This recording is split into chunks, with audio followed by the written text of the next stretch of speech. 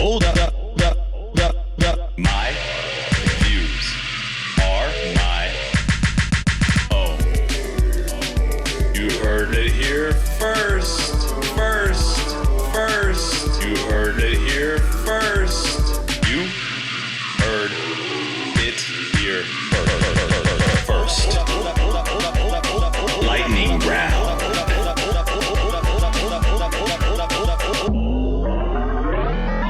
Dangerously close.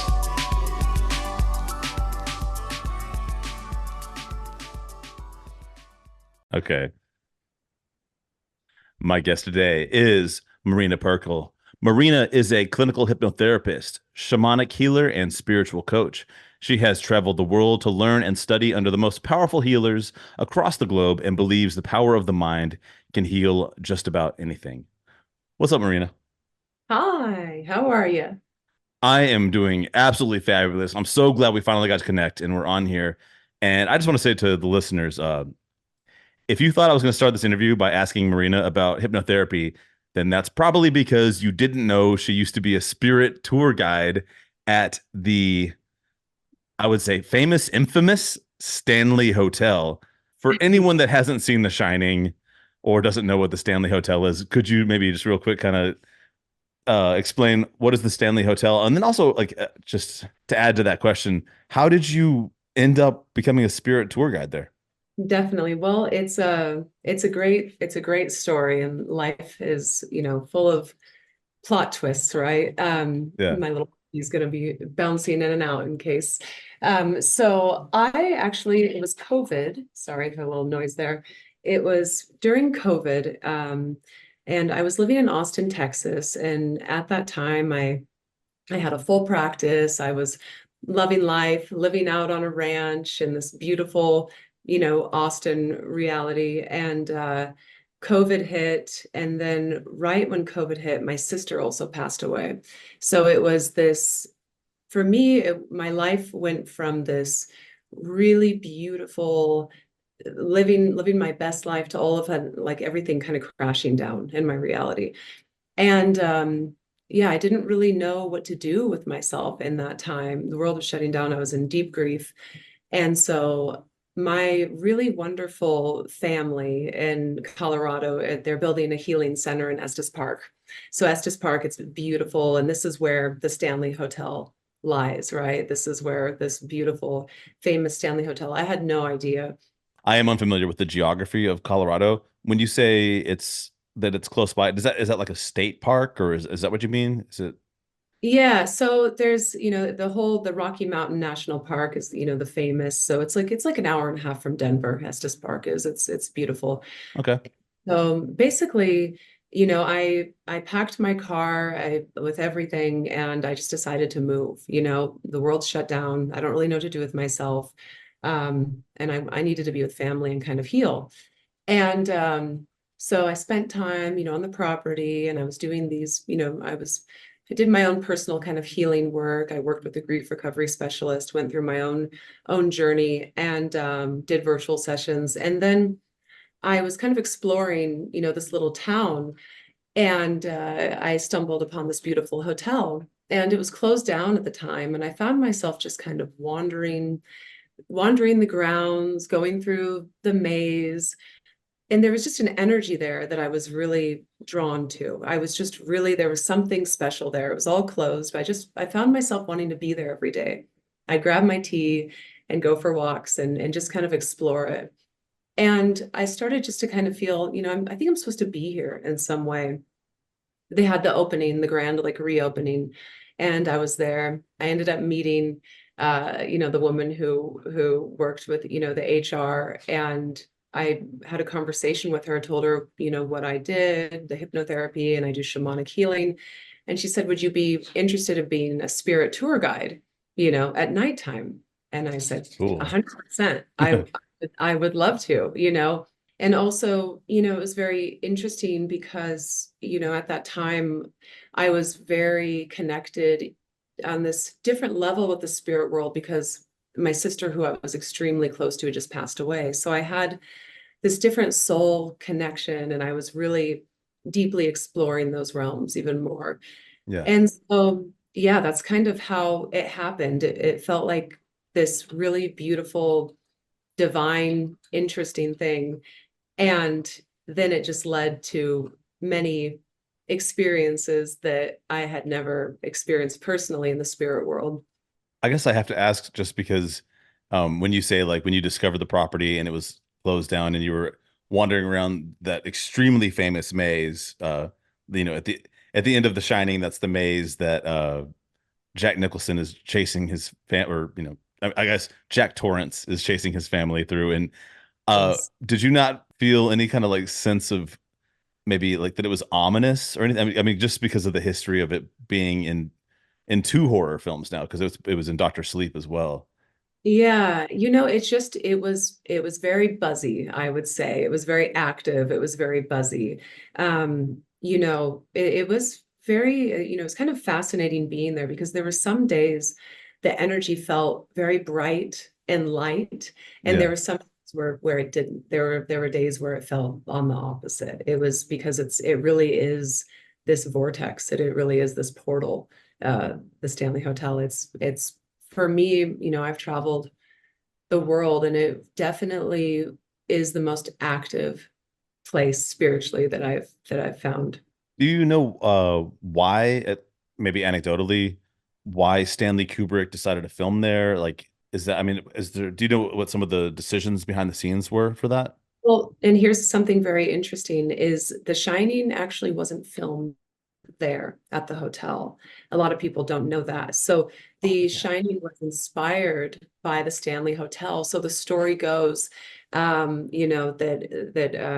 he was basically living in Boulder, Stephen King at the time, and it was the winter, and his wife and they went on, a trip up to Estes Park, and they stayed in room 217. And so the whole story goes is that he, was staying the first night there and there was a snowstorm, the whole thing. So there's a lot that ties into it in the movie.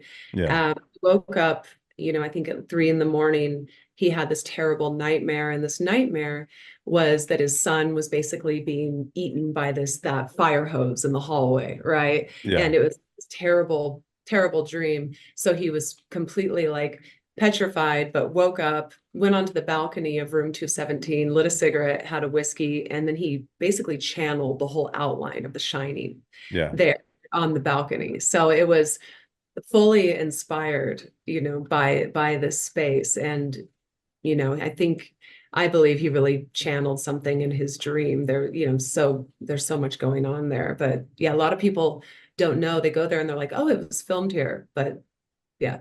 Yeah. I can't believe that I actually forgot that we actually did an episode, something we used to do, and I hopefully we'll bring back, where sometimes we do original film versus the sequel. We did like Alien versus Aliens, The Shining versus Doctor Sleep. It's surprising how many people actually will agree with me. Some because I said Aliens was better than Alien, and I did not expect to be supported so much. And I honestly, I think a lot of people really agreed with that. Doctor Sleep didn't quite get The Shining. Definitely took the win on that popularity wise, but I did not know that. I did not know that bit of the story that Stephen King formed that off a personal experience of being there. And is the Stanley Hotels that's in the top five most haunted hotels in the United States, or that's where it's ranked, correct? Definitely. When I was there, I believe it was the top. I believe it had, won the award as the top, most spiritually active space for sure. Yeah. I don't know, like the best way to phrase it. I don't know, maybe like use the word maybe supernatural. I mean, there's so many different ways to say it, but did you have any experiences there where you felt like maybe you witnessed a phenomenon, or does that make sense? Like where you were like where it made sense to you, you're like, okay, that's why this place has got this reputation because of any experiences maybe you had that would reinforce that. Definitely. There were many experiences there, and it's kind of funny because everybody who worked there, whether they were in the kitchen and they were the chef, or they were housekeeping, everybody, it was kind of like this kind of little secret. We all kind of would share what was going on with each other, right? Yeah. Like, there one time, it was the most interesting thing. Like, we had a pretty famous chef for a while in the kitchen who they, moved her there to have her kind of create buzz at the hotel. And she would have experiences all the time, like, getting burned in these strange ways, or her keys mysteriously, her keys had like a GPS on them, her keys floating away and ending up in different buildings. That was kind of wild. But for me, as the spirit guide, I would take guests all through the hotel, and some areas are more active than others. And the most active place in the hotel, almost on the daily, was the concert hall, the basement of the concert hall. And there's a room down there that was called Lucy's room. And that's the story goes is that, 17-year-old girl had, she ran away from home. She was kind of hiding out of the Stanley, and she ended up freezing to death. So there's a whole kind of story behind it. But that room was interesting because it just had this frigid, cold energy to it always. And things would happen. And I had a few guests when I would bring down to the concert hall right before we'd enter Lucy's room. About 3 guests had passed out, where we had to call the ambulance to come and check on them. Whoa. And it was really wild. So for me, it was, I really want to be somebody also who educates about the spirit world in a beautiful way, not in a boo Yeah, way. yeah, yeah, yeah. The way that I am and the work that I do, there's a land of the living, there's a land of the dead. The bridge is love, right? And so I really wanted to be that guide to educate and not freak people out. But sometimes there were things that kind of happened that I was just like, okay, this is wild. We would do, I would host seances in different rooms where I actually could have the spirit that wanted to come through communicate in different ways. So one of the kind of games that I would play, with the spirit that wanted to come through, was Yeah. I would have a guest hold like a dum dum lollipop in their hand, like head down, right? Yeah. And it would move through and knock it down, or it would start spinning around. And so there were different things. And a lot of people on the property believed that was the children spirits that existed there. The 4th floor of the Stanley Hotel was where the children and like the help back in the day would reside. It was a very like fancy, well-to-do, event to go to the Stanley Hotel. And so that the 4th floor was very active, and that's somewhere where guests would constantly, be complaining 3 a.m. Children are running up and down the hallways. Can someone please tell them to stop? And then there was no one up there. There were no kids like at the Yeah. hotel, right? Yeah. So, I mean, it really was a very interesting reality to exist in. And, how you and I started talking, at first I think I was sharing the photo that kind of became famous, the paranormal photo that went from coast to coast. Yeah. So guests would I would guide the guests to take videos and photos, and orbs would show up, right, which is a normal thing, from day to day. But sometimes it would be different. Sometimes there would be like almost like a silhouette of light of a spirit, Yeah. or this famous image that Coast to Coast picked it up and wrote about it. And it is of the portal mirror in the concert hall of the Stanley Hotel. And that is a wild photo. So if you go online and you just Google Marina Pirkle Stanley Hotel, this article comes up and everyone can see the picture. And it looks very wild. And a lot of people have been like, is this a real, is this photoshopped? But there's a few different guests on that specific tour that took the same image. And it's wild because it really is like this head peeking around the corner of the mirror. Like you can see this fully defined, outlined, like character, peeking around the corner of this mirror. So that, I wrote about that on Facebook because I was like, wow, this is the most clear image I've ever seen. And then it kind of ended up going viral and Yeah. famous, and people were just fascinated by it. So yeah, basically, long story short, there was something every day that was going on. That's so incredible that you got to be there for that moment in time. I just want to go back just one step to something you said earlier. When you said you would bring guests down to the concert hall and that you had some guests that passed out, would you say that they passed out like maybe like from like a panic attack, maybe from fear? Would that be like what do you think triggered? There's many different ways to think about it, right? Yeah. So maybe it could have been the elevation, right? It could have been that because we're up in the Rocky Mountain Park, that's kind of, but it was the same spot, right? When I got down the stairs, that they would be the dizzy, and then it would be like their, family catching them, or you know what I mean? Yeah. And so, in the spiritual realm, I would say that maybe there was like an intense entity moving through, or a more active day spiritually. Like for me, it felt almost like a train station of spirits there, if that makes sense. Like it was so active. There was so much going on. It was really interesting. So there's the, logical way to think about it. Maybe it was elevation, or, but it was just the Yeah. same spot. And then other guides had it happen as well. It wasn't just me. So it was almost like entering down there into that basement. It was overwhelming, and maybe they were more sensitive spiritually, maybe Yeah. spirit connected with them, so one of the guests said, it felt like something went through me, you don't Whoa. know. Yeah. Yeah, I guess one thing you could say is how many coincidences does it take to make, a fact or Yeah. but the reason I brought that up or the reason I asked you if you thought that fear was possibly one of the factors that the people were experiencing, like that caused, like you said, it could be anything. It could be the elevation, could be they were dehydrated, or Yeah. or they could have been overwhelmed with an emotion that isn't fear. The reason I ask that is because from my personal how I feel.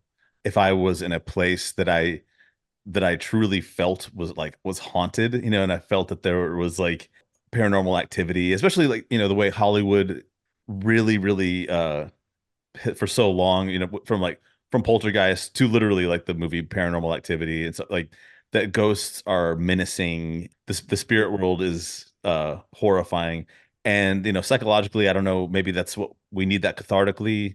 But I have so many questions and I don't know, I don't want to jam them all into one. So I want to be careful how I say this. But the reason I asked if you thought if that was a fear based reaction for those people. For you, you said, you just showed up and like, yeah, some days it was a little more intense than others, but you do not fear like the spirit realm. Was that correct? Is that fair to say that it doesn't spark fear for you? No, no, but I'm trained in working with the spirit world, right? So so my goal is to help people not feel this, this Hollywood thing, right? Yeah. Um, when I was, for me, how I learned to work with the spirit world is my father passed away and I was very close to him. He was my best friend, like the love of my life. And I really deeply wanted to have a conversation with him. I really couldn't get over it. I was like, who do I need to work with? What do I need to do? I just felt like I needed that, right? Yeah. And it led me on this journey of, because I had heard, I've been studying shamanic healing for many, since I was about 16. But it led me researching and learning and hearing about a sangoma in Africa, that, if I can study with a sangoma in Africa, I can really learn, because supposedly, they had really mastered the art of being between here and the spirit world. Can you, So I'm sorry, I don't want to interrupt you, but can you tell me who the Sangoma are? I've never heard of them. yeah, it's like a shamanic healer practice, practitioner in Africa. It's kind of that realm. Okay. But yeah, like kind of what I was saying, they've really mastered the art of being between here and the spirit world. So they're kind of in a middle place. So there's a different level of like communication. Yeah. And so I went on this journey and ended up in KwaZulu-Natal in South Africa, found a Sangoma that was referred from, it was this beautiful process, but I was actually able to have a conversation with my dad. I was actually able to have a very real conversation. I had a translator there, but the things that were coming through and transmitted, it was no way any other information but my father. So I had this profound experience, and I was just, it helped me so much. I was like, how can I learn this to help other people to understand this? And the communication, how do you tap in? How do you communicate? What is this different realm that they're in, right? Yeah. I've had minor experiences, like nothing even remotely like what you're describing, but things like where someone has passed away and then I have a dream where that person is in it, and it kind of seems as though like it They're seems visible. almost a little bit different than a regular dream. It's almost like they popped in to the dream to say goodbye. Does that make sense? And I've It happens, and that's a visit, right? And it's yeah. beautiful. And sometimes, people even say, well, I felt like I was really, they were there. I could smell them after I woke up, or I felt them, or there was, so often that's, in the spirit world, they can come visit. And it does help bring peace and closure. I really don't want to like linger on the topic of fear-based thinking, but I feel like it's kind of something that I can't just go past. I can't just breeze past it because it's so pervasive in our culture to not only Yeah. fear death, that's like whether, I'm not here to argue whether or not we should fear death or, but also like to in a way like to fear the dead themselves. Sorry, this is kind of like this is all this is not a preformed thought, so I'm having a hard time No, coming it's up with how I really want to phrase it. But and it's a lot like what I asked you before. But I guess before what I asked you is, do you feel afraid of like do you feel afraid of what might be considered a haunted space? But yeah. why do you not feel afraid? It is, or here's actually, can I add one thing to that too? Yeah. Because like we had said, like in the Hollywoodization of this, and also not just Hollywood, but ghost tales, that go back throughout human history, these spooky, ghoulish, someone dies and now they're suddenly a dark figure, menacing, figure. Why don't you feel that that's the case? I guess we can go a lot of different directions, with that. Part of the work that I do is help unrest spirits become at peace and transition, move along their journey, right? Yeah. Uh, there's, of course, there's, stories of, hauntings and dark things happening. And, there's some places in the world, of course, where there are darker energies, ominous energies. But for me, I haven't experienced personally that. I might have experienced an annoyance, right? Or, Yeah. it's like but for me, that's where I get curious, not scared. I'm like, what are they trying to say? I feel you, I can see you, I honor you. What do you need to say? What's happening? And then I try to tap in and create that space to understand, so I know I'm kind of an alien. But that's the way that I work with the spirit world. I've never had anything bad happen to me. I've never had anything, ominous happen to me. Yeah. I think actually when you use the word like that you're an alien, it actually conjured in my mind though other types of like fear that a person might experience that I think could be an analogy. One I think is that's a lot of people have experienced. I've experienced, especially because I watched the movie Jaws way too young, and so when I go surfing, I get moments of kind of intense fear that Mm, are irrational. I haven't seen a shark. There is no. I mean, obviously there are sharks. They're in the water, but they're not there for me. That's not entirely the point. The point is the feeling of being in deep water and you mhm. can't see what's below the water. You can only see does that feel like that could be an analogy for someone who might be like, let's say, like you feel as though you've had an encounter with something supernatural, and the fear is the same as like being in deep water and you can't see what's in the water, so whatever is down there because you don't know what it is, it Mhm. frightens you. Does that make sense? Well, I think, yeah, and I think people like fear. I mean, people go, on roller coasters and these things because they like to feel something, Yeah, right? yeah, So I think I think it's part of that, right? And yeah, definitely, if we grew up watching poltergeists and these things and they might think that that's exactly what it is, right? Because you don't know any better. And it's like that's what the spirit world is like, it's I'm gonna get haunted, I'm gonna get possessed, yeah, that's a whole other realm talking about, possessions and things like that, because that could be very real for people. yeah, Yeah, I think, and the big thing, like, why do people go to, haunted corn mazes with the clowns chasing them yeah, with yeah. chainsaw? Because they want to feel their pain to feel fear, right? Yeah. But, and there are some spirits that are unrest, and there's some wild energies out there, but Hollywood is Hollywood for a reason, right?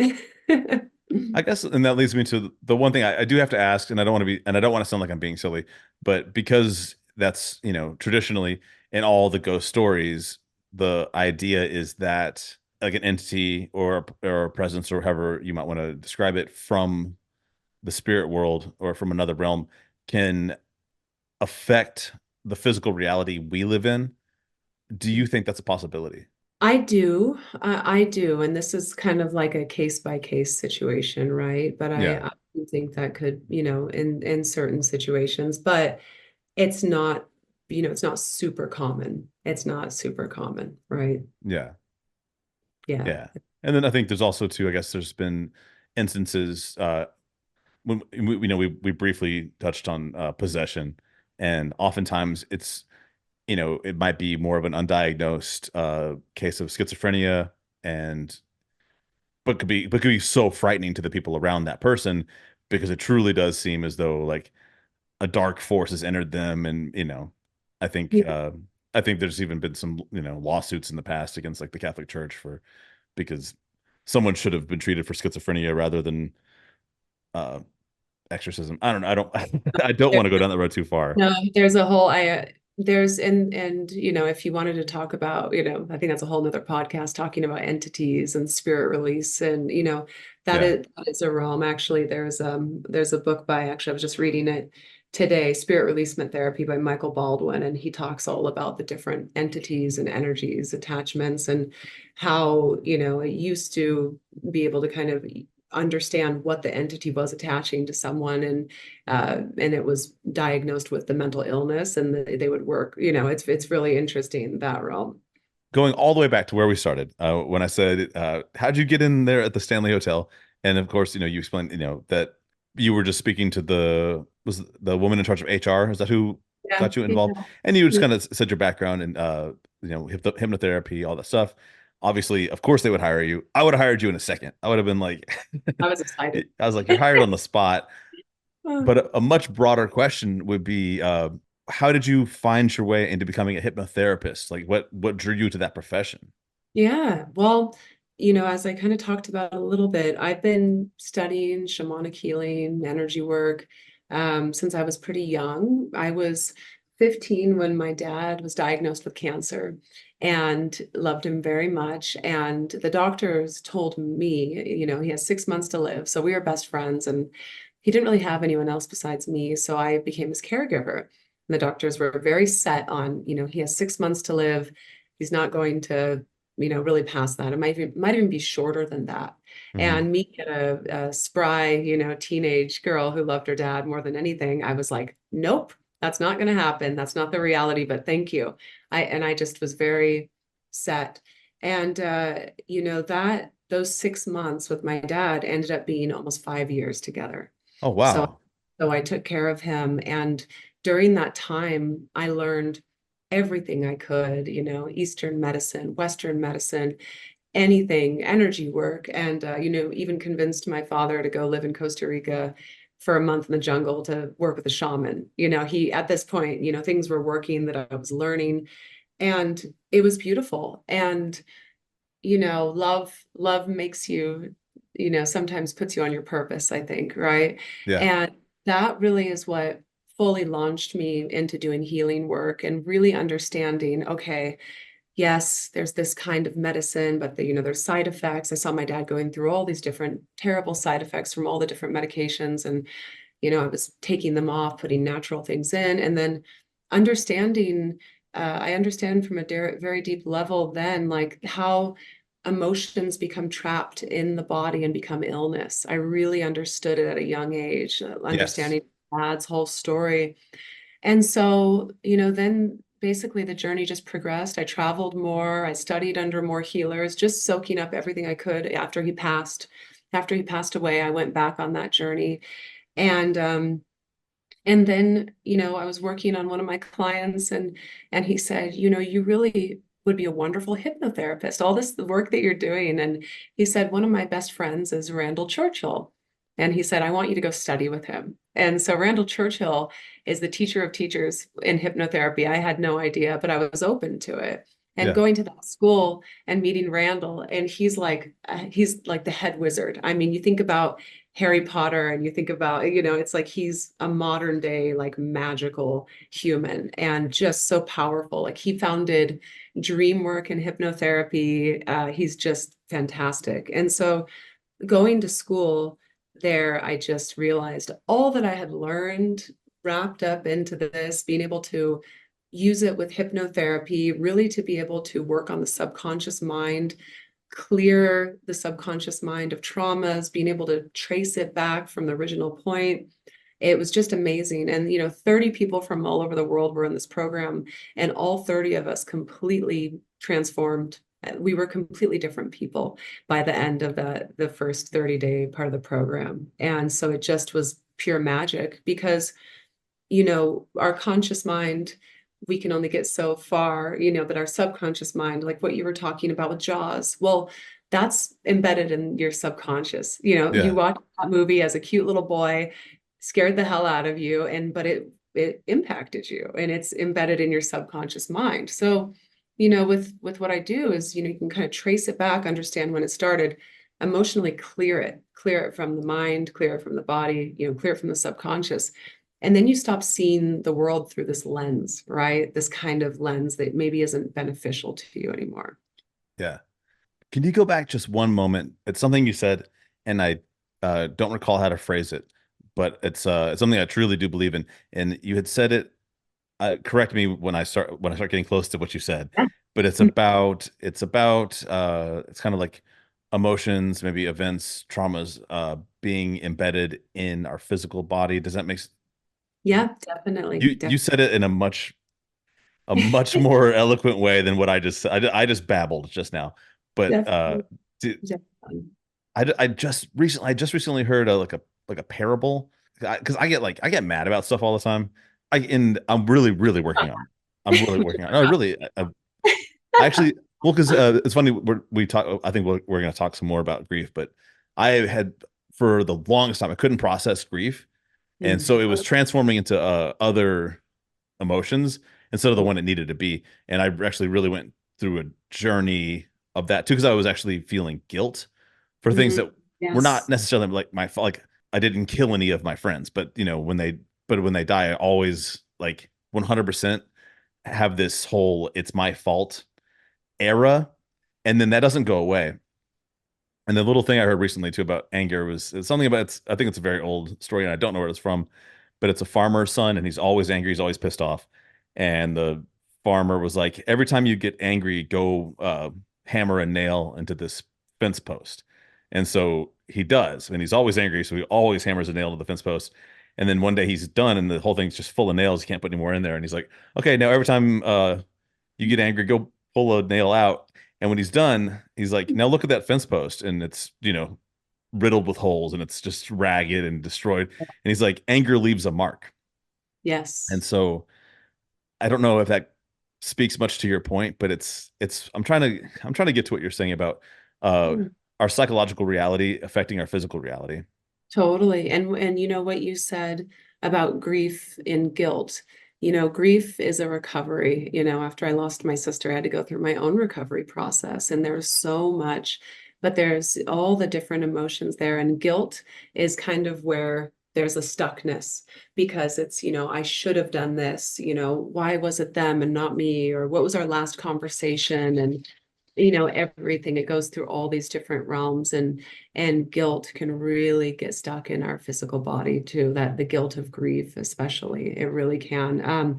There's so many different people that I've worked with, and different ailments, different things going on, and we're able to find like the original trauma that happened that started kind of almost creating or manifesting this illness, right? Yeah. I don't know if I should say this.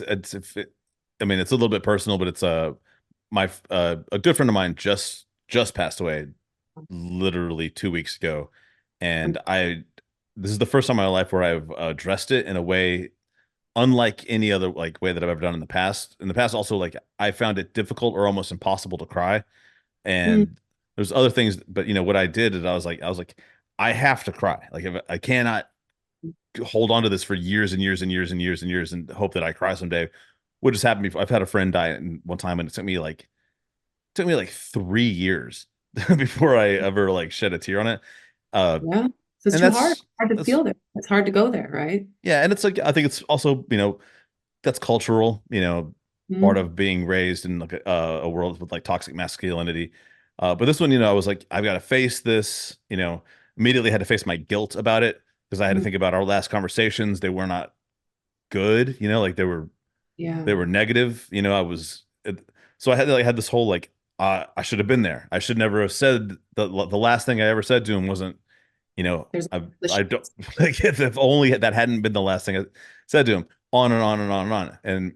But this time I was like, I just have to take this all the way and experience the grief completely. And then in another way, I believe in like getting it out, like just, through your tears, but also like even just sweat. Mhm, And I have a punching bag, and I mean, like I have it for exercise, and also I just like to train in there. But I mhm. was like, I need to go in the gym, and it's gonna be loud, and I like had to turn up extremely loud, very like angry music because I needed to feel the rage of it too, Yeah, and just hit the punching bag and kick the punching bag until I literally had nothing left in me until I was drenched in sweat, yeah, and there was another release from that too. So definitely. Moving energy is important. It really is the yeah, stagnant energy. And, you know, um, tears that are unshed become, illness in the body. That's like kind of a famous quote. And it's very much when I worked with a grief recovery specialist, he was wonderful. And, he really taught me to drop from my head into my heart. He's like, you've got to just feel it. You've got to let it wash over you. You've got to just be there. You've got to grieve. You've got to cry. You've got to just kind of be in that. So I kept having to drop from my head into my heart, drop from my head into my heart, because the head is where all those kind of monkey mind, right? Where you start thinking of like, I should have done this, and really kind of beating yourself up about these things that you couldn't really do anything about, right? But there yeah. always is. There's always guilt. That's one of the main things that, and if we don't work through the guilt, sometimes people never get through the grief process. They stay stuck there forever. And I guess I should bring it back to the hypnotherapy aspect of this. Do you believe that what are some of the like the more what sorts of conditions might a person most benefit from hypnotherapy? And Yeah. I'm also obviously like very curious, Yeah. is overcoming like guilt like or grief, like do they fall into the categories? Yeah, I mean, think about anything that's blocking you, anything that's stuck, anything you can't move past, anything that's limiting to you, stopping you from being your best self or your most successful self, or stopping you from loving your partner correctly. It's really anything that needs to be unblocked, right? So sometimes, It's doing regression therapy. It's doing inner child work. It's doing sometimes it's past life regressions. That's something I do. I'm a past life regression specialist as well. Sometimes these things that we're dealing with in this lifetime are from a past life, which is very interesting to discover. Even pains, even physical pains, which has been interesting. Yeah, it's this whole, it's really, think about any kind of issue that you might have, whether it be, confidence or, to stopping smoking, anything that it is where you're like, I really want to move past this. I really want to become free from this. I like to say you're as free as you wish to be, and it's like, think about that thing that's stopping you from becoming like limitless. What is it? Yeah. And is there a way that together we can work on it and help you become free? And that's the best thing in my life is when I work with clients and we do, and they become free quickly from these things that have been bothering them maybe their whole life. Maybe they had a really terrible childhood and it still haunts them, Yeah. with the right kind of work together and the process of emotional clearing and detached regression, we can really heal these things and move from, state of victim, right, to empowered and ready to move forward in life. So yeah, it's really all kinds of different realms I work in. I also, because I work in the shamanic, energy as well, like I do chakra work and hypnotherapy too. So sometimes it's like, there's stuff going on and we need to clear the chakras and work on, our auric field and boundaries. So basically like you name it and we can do it. Yeah. It's also, It's living in America, like the Western medicine reluctance to try anything that's even things that are in Eastern medicine that have been used for thousands of years. There's this whole kind of academic and professional Western medicine kind of establishment that is like, no, it's you will take this pill, yeah. or or just we're gonna Or we're gonna cut off that arm. I don't know, but, yeah. but Or the another thing is making people believe that they're sick forever, really programming their mind that they're very sick when actually your mind and the right kind of healing has the power of moving through so many things. But there's a big realm we can go into with big pharma if we wanted to, right? But oh yeah, I work with because I have the clinical aspect of my work as well. I know how to work with pain. So that's really fascinating because I can have a client that's in pain like 8 or 9 out of 10, work with them for about a half an hour, and their pain can drop down to a 2 or 3, right? yeah, So it's really, so, what if, just what if, instead of the doctor prescribing a ton of opiates, right, to somebody who's in pain, what if there was some curiosity about, what if you tried this kind of healing? What if you tried hypnotherapy? What if you tried, also something that's interesting is when you're maybe sometimes if there's pain and sickness, is there a secondary gain to hold on to this sickness or pain? Is it because that's a very interesting thing too. yeah, Sometimes I experience that, and it's because, well, what is it? When we're a little kid and we get hurt, we get attention, right? And yeah, and this isn't saying that everybody that I work with has this going on, but sometimes there are people that I work with, and it's like, I think you're ready to let this go.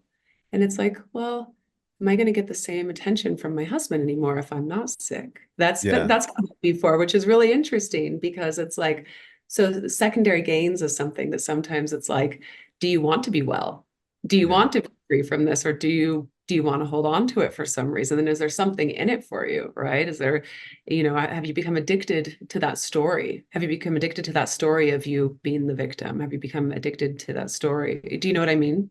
I know exactly what you mean. I've been Yeah. there.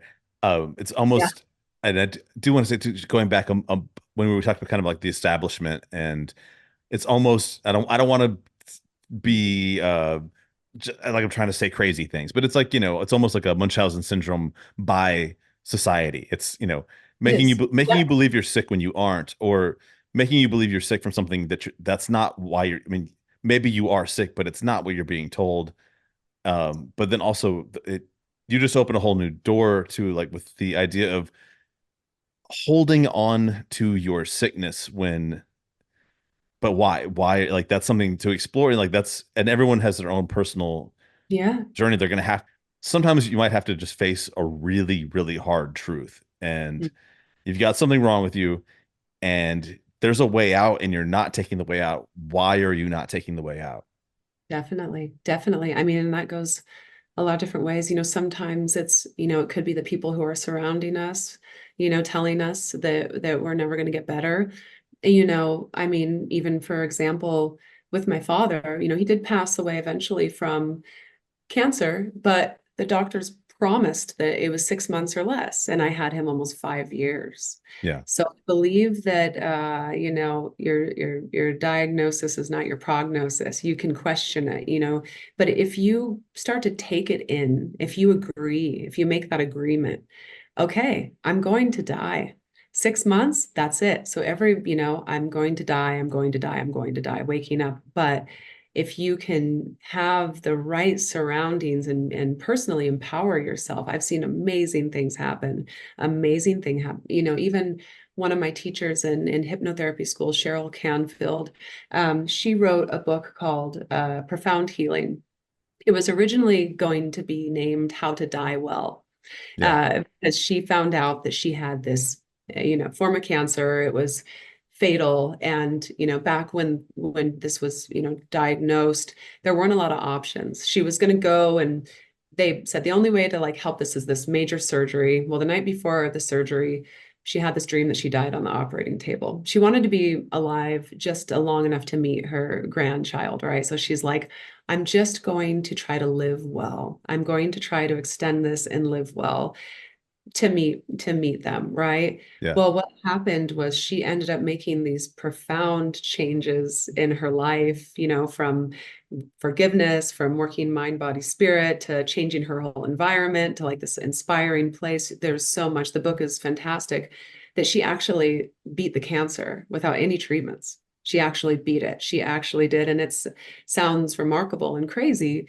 but she did. Yeah. And, hearing her speak about her story and understanding it. And then, I went on to work with cancer, and I went on to work with all different kind of illnesses. And I've been able to see really miraculous things happen.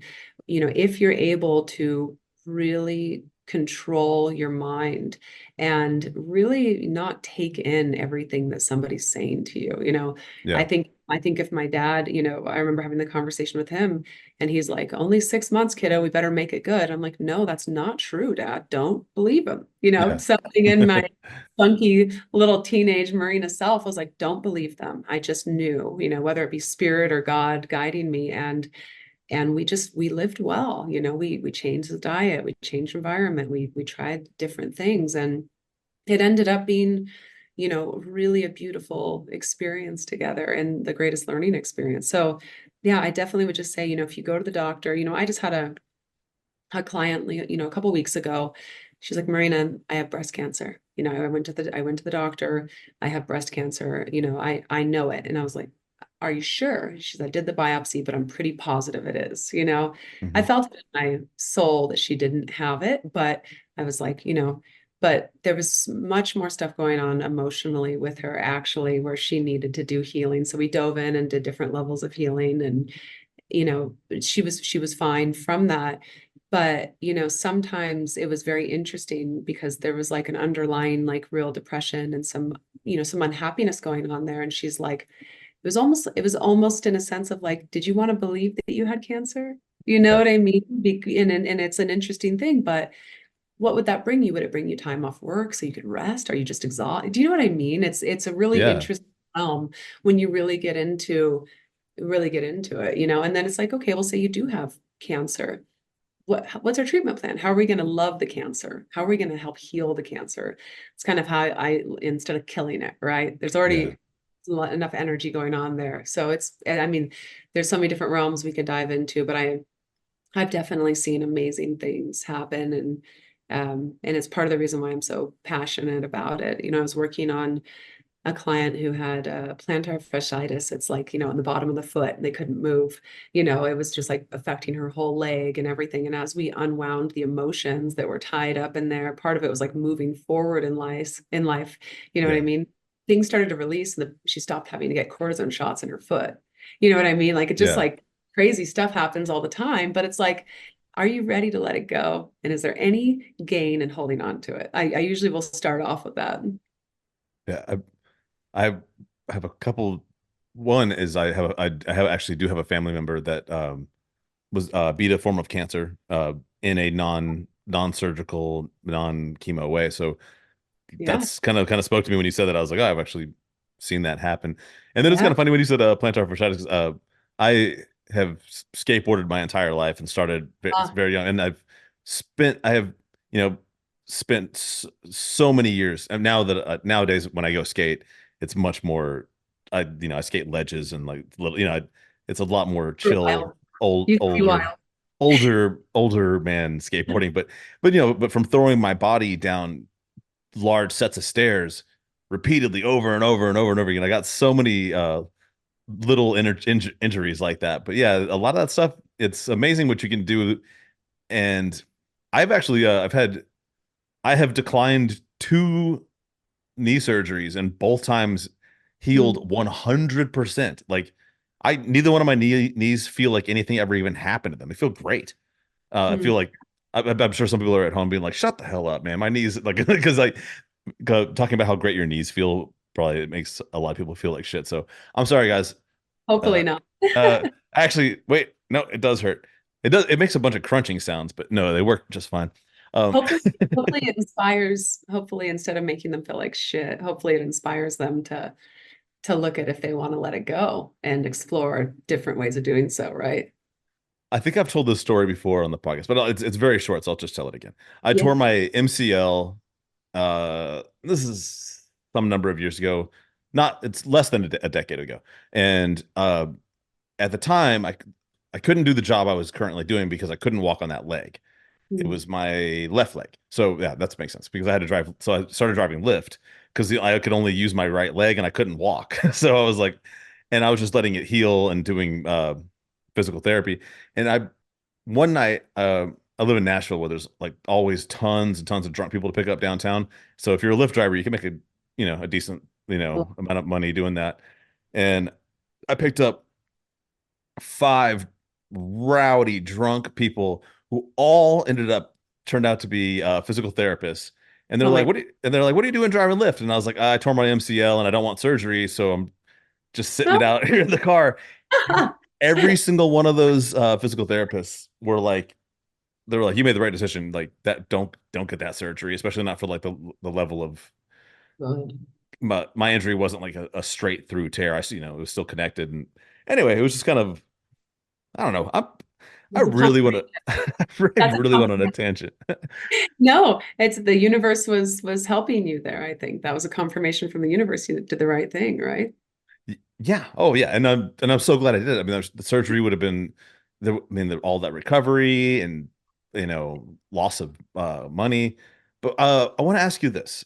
Just going back into your practice, what like with hypnotherapy, and I know this is probably hard to explain, but like, and I also want to bring up too, like, kind of when we talked about earlier when we were talking about spirits and how Hollywood or mainstream ideas of things. The idea of when you think of a ghost, you think, oh no, the boogeyman, and then a lot of times they've created this thing with hypnosis where you think of hypnosis, you think of like a person with like a stopwatch or like a watch on a chain that they can they swing back and forth and say you're getting sleepy, and you've seen it a million billion times in cartoons and Again, the movies. Hollywood thing, right? The Hollywood thing, yeah.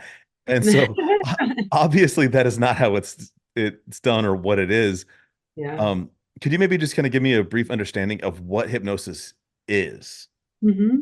Definitely. Well, and I do think now the old concepts are really going away. People are understanding what a powerful healing tool it is. So people aren't thinking so much it's, this like stage hypnosis, or are you going to make me quack like a duck, or, is it mind control, right? It's none of those things. It's Yeah. for me, it's always, first of all, it's always an honor, anybody I work with. It's a very beautiful, trusting journey. And how the process goes is, like an average session, maybe I'll kind of explain that to you. I get to know the client, what's going on, like what's top of mind, what the goals are. And then, to get into a trance-like state. So basically, this is like a very deeply relaxed, focused place you're in. So, when you're driving on the highway for a few hours and you go, that's called like a highway trance. You know how you'll be there and you're just like going and going, you're like, oh my gosh, like 50 miles went by, where was I? Right? You're Yeah.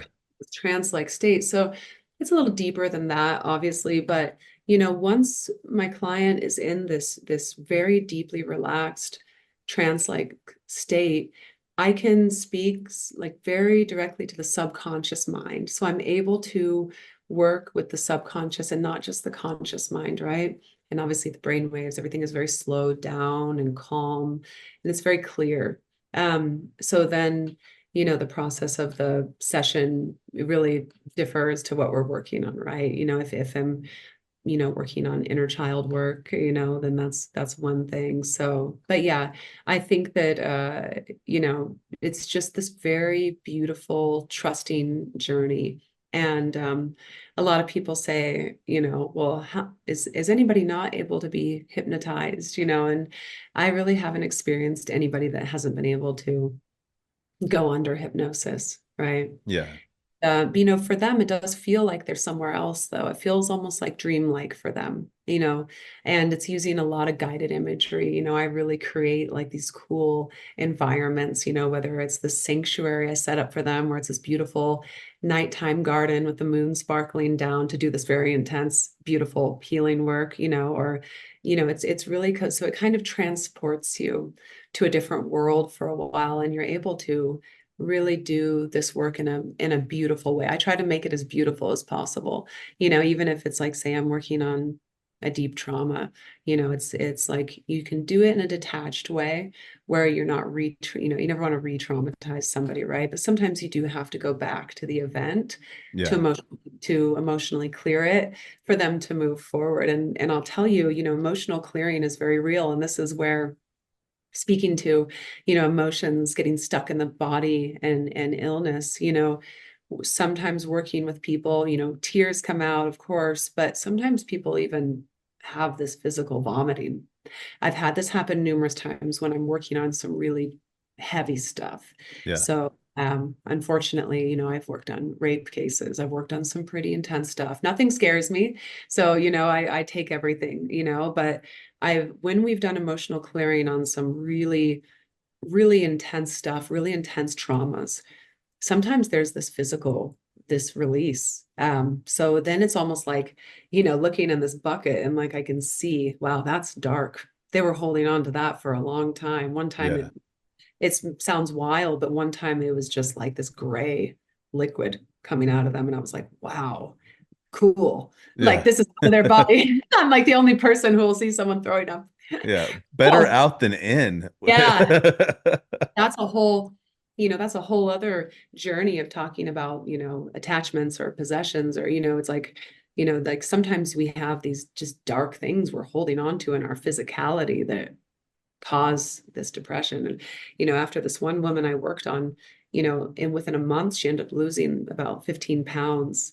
It was really, that's an interesting and very intimate thing to speak to. But sometimes when we have even like sexual trauma, we physically gain weight because it's a protection. Energetically, we kind of have this correlation of like a protection. And so we gain weight. So it's very interesting, that correlation. And then when we Yeah. do emotional clearing work, the weight seems to fall off. It's like melt off. It's almost like you're safe now. You don't have to hold on to that energy. You don't have to create this barrier, if that makes sense. Yeah. There's been numerous cases like that, and then the person is just free and they're like, okay, I'm safe. I can be I can wear this. I can show a little, you know what I mean? Yeah. Yeah. Yeah. I always have to jump back a little bit because you say these things and I'm like, exactly. But then you continue to say more things that I'm like, oh, exactly that too. And I try to hold on. It's like a river, and I just like It is. try to grab a rock on the way, and I'm like, I remember that I want to come back to this rock. And when you were saying like a physical, Yeah. it reminds me so much of what I said earlier when I was talking about grief and my recent experience with grief, and I'm not done with it. I'm you know, we haven't, this is going to be a process for me that I don't know. I don't care how long it has to take, just this is what I have to do. But what I was saying is like how I felt when it was fresh and new. I was like, tears aren't enough. I need to sweat. Like this has to come out of me in any kind of way, and like I can see that too, like being, especially something so deeply traumatic where you like throw up, like Yeah. it makes sense to me that there's a physical reaction, just like, well, why do we cry? Yeah. Like like it's The release. why do we throw up? I mean, To release. Yeah. And, after, situations like that, and I remember in school, Randall, he's like, get the bucket, he had buckets ready for, these things that would happen. And oh, that's crazy. yeah, afterwards, they feel so much lighter instantly. Like even their eyes look brighter. Like they just are like they feel it in their whole spirit and their physicality. Like something is gone. That heavy weight, that blockage is gone. But yeah, it's get the bucket. Yeah. Yeah, for sure. And I know you've already kind of spoken a lot about a very personal story about your father, but also a very uplifting story. I mean, especially them being like, you've got 6 months, you got 5 years. It is an incredibly different outcome than what you were offered. And I know that you have to protect the privacy of all the people that you work with, but I was wondering if there is a way you could tell a story of maybe just one person that you worked with hypnosis that you felt like was a really really successful, like Mm. I Yeah. don't want to just say success story, but does that make sense? Like a time that you were like, this really worked out how I had hoped and how they had hoped. Yeah, definitely. I really truly have experienced so many profound healings that have happened. And, I really do owe a lot to Randall and Cheryl for teaching me these things. They're the best teachers there are. Um, and, I'll speak to, there's so many different ways I can go with this. I mean, I could go to past life regressions, but I'll go to, when I was living in Denver, there was I was in Colorado, there was this really beautiful woman that came to me, and she had during her cycle, right? I call it moon time in a pretty way. Yeah. Well, she had two wonderful children, but during her cycle, she always had these migraines that lasted about 3 days. So there are about 3 days where she had to schedule her life around these migraines. She couldn't leave her room. So her husband knew, they prepared for it. She was in a dark room for 3 days during the month. So they couldn't travel, anything. And if you can imagine, pretty depressing, right? And it's a hard Yeah. thing. And kids Yeah. couldn't kids couldn't even come into the room because it was just I've too much. never had a migraine, but I can imagine. I mean, I know what intense pain is. I mean, so that's how I can imagine. Yeah. Yeah, but it was about 30 days every month. And I was like, she came to me with this and I was like, well, let's explore it. Let's, see what we can do. And we did a series of sessions together. But after our fourth session, it was really wild. It was really profound because, we were finding out the root of it, what's going on. And often with the womb area, there can be a mother wound, that can translate there, a mother wound, a big wounding there. And we were doing our regression, and then we ended up being able to find the emotion, find the occurrence that had been completely blacked out before. She didn't even know, didn't remember this happened, where her mother was very physically abusive to her. And we saw that we could, see the whole thing going on.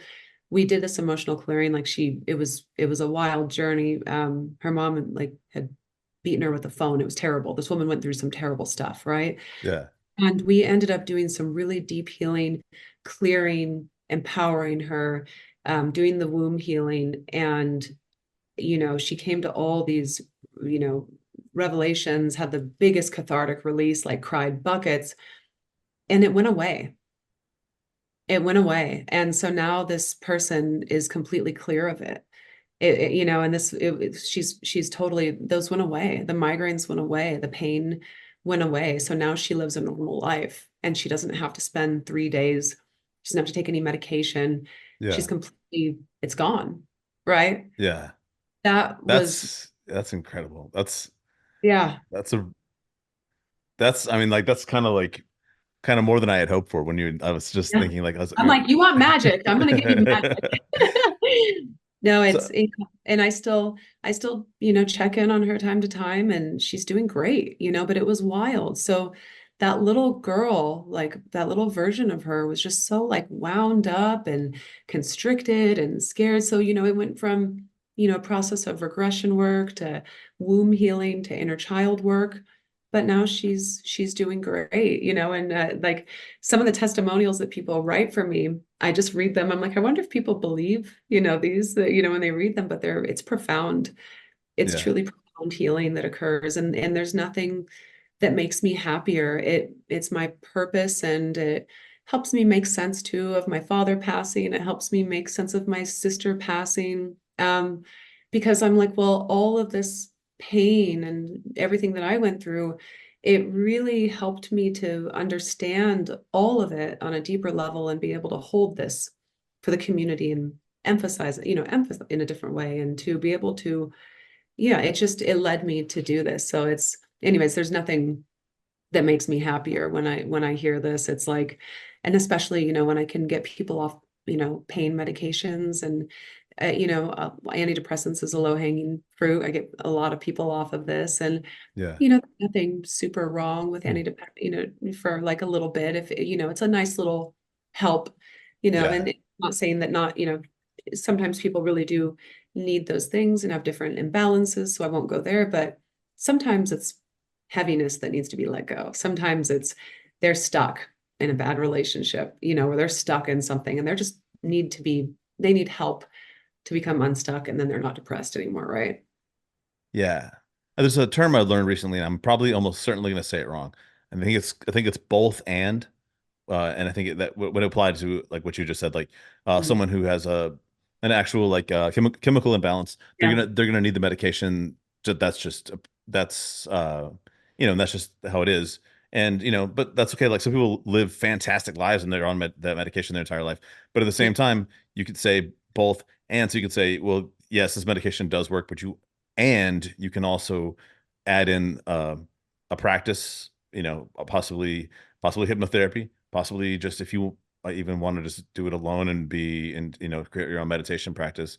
Yeah. Because Yeah. actually, honestly, I'm going to tell you this. Just speaking with you today has gotten me so hyped up on getting back into my practice that I Good. really have just kind of like neglected, not for any negative reasons, it's just that my life changed dramatically. I had a kid last year, and uh, Congratulations.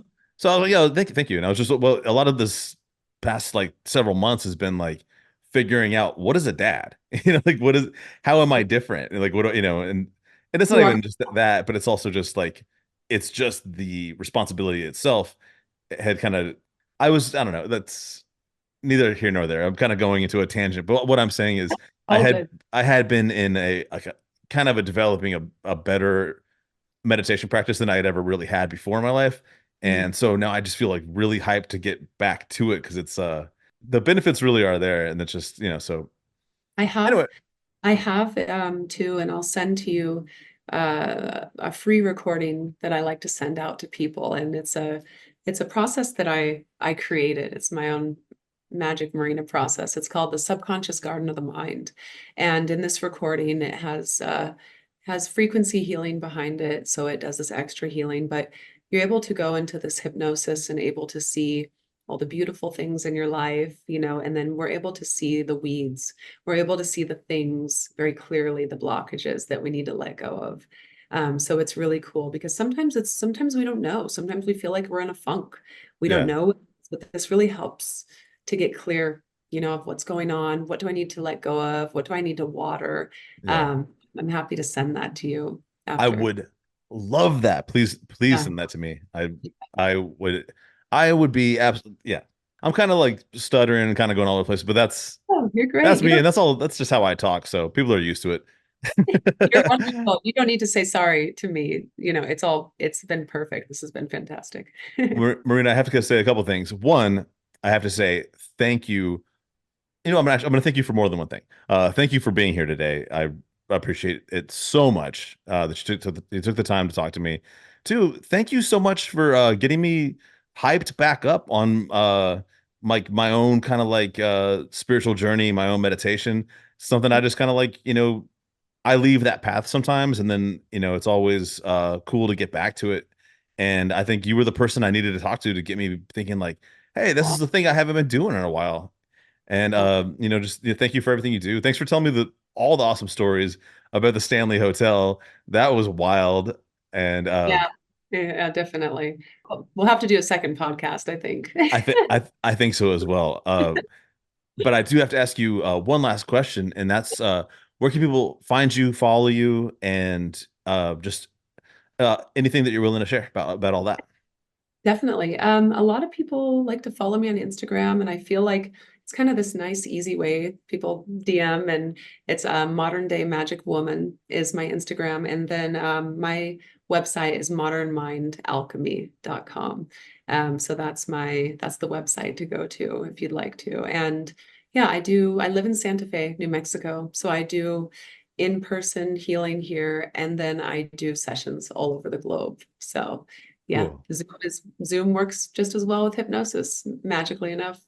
I mean, I can attest to that right now because we just did this all over Zoom, and you took me from like I forgot that I was meditating a year ago, and now I'm like I can't wait to have some time to do it. So, and I love, that's I think you have remind people of some of the important things that they may have forgotten. maybe Um, you're hypnotized, would you say? maybe I'm hypnotized.